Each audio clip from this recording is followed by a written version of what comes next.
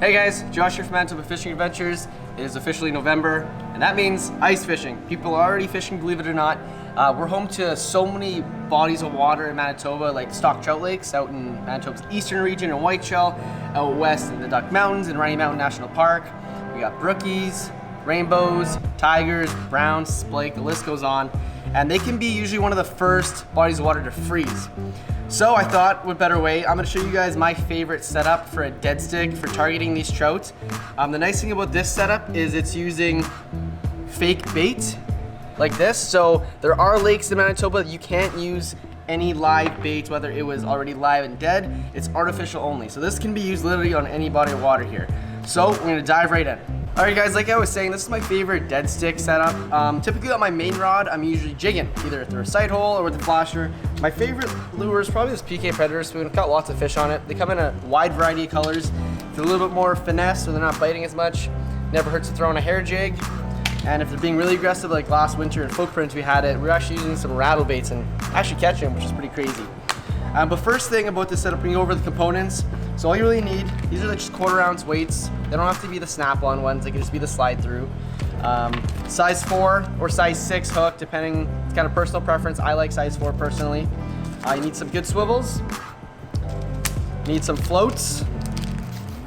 Once again, come in a variety of different colors. And then bait.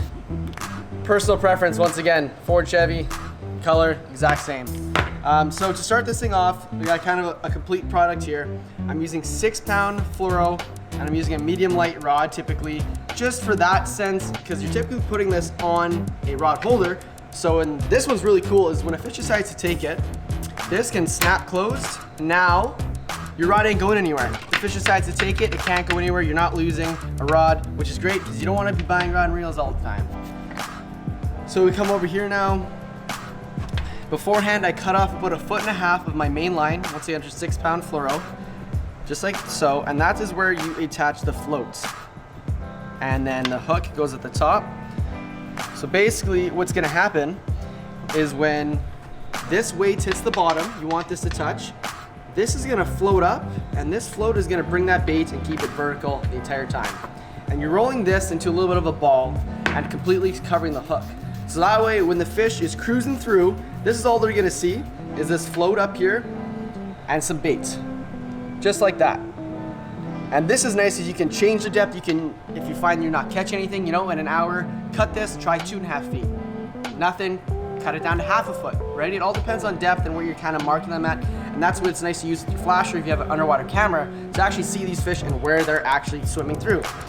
So that's the best, because typically you'll be sitting there chit-chatting with your buddy and you'll look over and you'll just see your rod going like crazy, because when they come in, they don't come in here and just nibble on it. They come in and they smoke it.